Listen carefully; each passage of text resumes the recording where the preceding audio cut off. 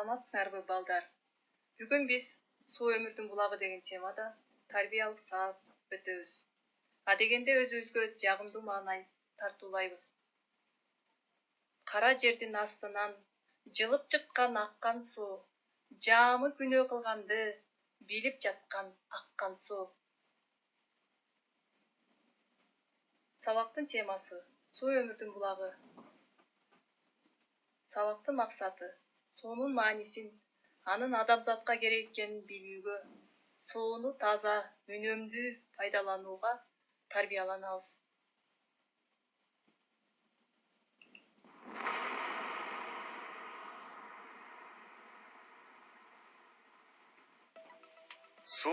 Суутек менен кычкылтектин химиялык бирикмеси. Ал метеорологиялык шартка жараша түрдүү абалда туман, булут, жаан, кар, мөңгү, муз болот. Сууда көпчүлүк заттар жакшы эригендиктен табиятта таза химиялык суу кезикпейт. Андагы эриген заттын түрүнө жараша суу тузсуз, туздуу жана өтө туздуу рассол болуп айырмаланат. Тузсуз суу тиричиликте чоң мааниге ээ. Жер шарынын 4/3 бөлүгү суу менен капталып, дайыма жаратылышта айланып жүрөт.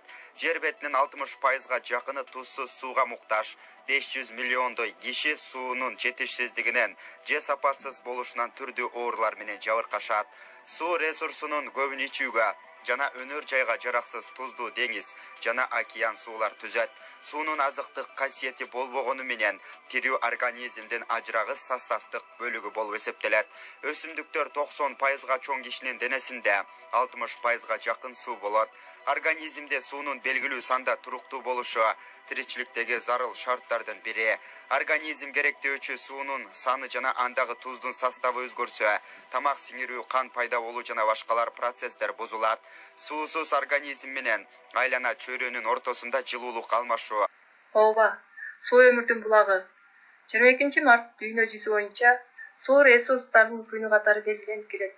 Бул дата Бириккен Улуттар Уюмунун башкы ассамблеясынын чечими менен кабыл алынган. Суу караган көзгө жөнөкөй көрүнгөнү менен ал өзүнө көптөгөн сырды катып келет. Жер планетасынын 70%-ын суу каптап турат.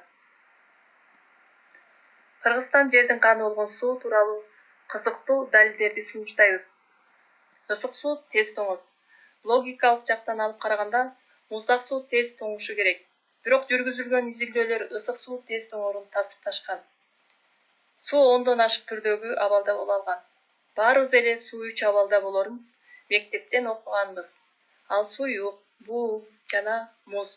Бирок окумуштуулар суу суюк кезинде 5 түргө бөлүнөрүн, ал эми тоңгондо 14 түрдө болорун аныкташкан. Суу бул өмүр. Дүйнө жүзүндөгү бардык жандыктардын организми суудан турат. Жаныбарлардын организми 75% суудан турат. Кичинекей ымыркайдын организминде 86% суу бар. Картошкада 75%, помидордо 90%, алмада 85% суу бар. Жаш өткөн сайын суунун курамы 50% төмөндөйт. Балыкта 75% суу бар. Суу ооруларды жайылтат. Суу бир гана өмүр тартуулабастан аны да алып коюшу мүмкүн. Дүйнө жүзүндөгү оорунун 85%-ы дал ушул суу менен берилет.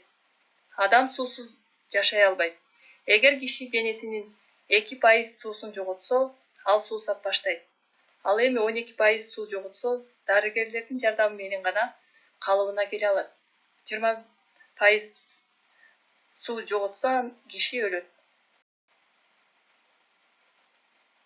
Бир киши өмүр бою 35 тонна суу ичет.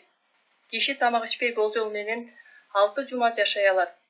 Ошондой эле суу ичпей 5-6 сутка гана чыдайт. Айрым суулар ширеңке чакканда күйөт. Ооба, күйгөн суулар бар. Суунун курамында метан газы болгондуктан ал күйөт. Мындай суу Кыргызстандын Кочкор районунун Ара көл айылында бар. Азербайжандан дагы кездештирүүгө болот.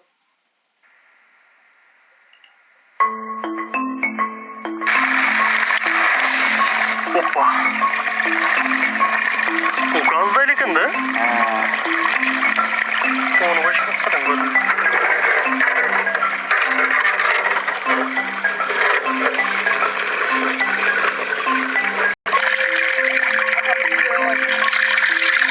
газда экен да ой.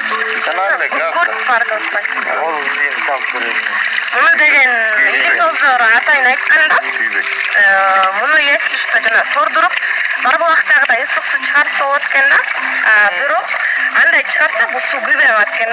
Бул күйгөн суу деп аталган себеби бул өзүнүн суусу күйөт. Жана көптөгөн ооруларга пайдалуу, мисалы кожный жараларга, мисалы аллергияга, зарынага жана одышка болуп ооруган адамдарга аябай жардам берет. Буга деген чай кайнатсак болот, жумуртка куруп атайын тамак жасасак болот да. Мисалы үчүн чайыбыз деген 20 мүнөт эле кайнайт. Могу кайнап калды уже? Ооба, бул уже кайнады. Мисалы биздин үйүбүздүн ар жагында суу чыгарганбыз, ушундай күйгөн суу чыгабы деп. Бирок ал жактан чыкпай эле таза суу чыкканда ошол жерде Кудайыбыз берген ыйык жерде ушул жерден эле күйгөн суу бар. Балдар, бул маалымат биз үчүн кызыктуу болду. Биринчи тапшырма: бабалардан калган накыл сөздөрдү толуктоо. Берилген сүйлөмдөрдүн акыркы сабын толуктайбыз. Суу мал, жандын, адамдын өмүрүн тазалайт. Суу атасы булак, суу кудукка сыйын, булгаба. Жер казына, суу алтын. Суу жашоонун булагы. Суулуу жер бейиштин төрү. Суу сыйлаган зор болор, суу кордогон кор болор. Азаматсыңар туура таптык. Кийинки тапшырма: эми мындан ары сууну таза сактайбыз деп бирибиз убада кылабыз. Сууну таза сактоо эрежесине класстер түзөбүз. Сууга түкүрбөйбүз. Арыкка кир чайкабайбыз. Сууга таштанды салбайбыз. Сууну үнөмсүз пайдаланбайбыз. Суунун жанында жаман сөз айтпайбыз.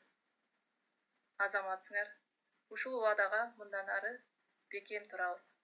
Үйгө тапшырма: суу өмүрдүн булагы деген темада эссе жазуу. Кийинки сабакка чейин саламатта калгыла.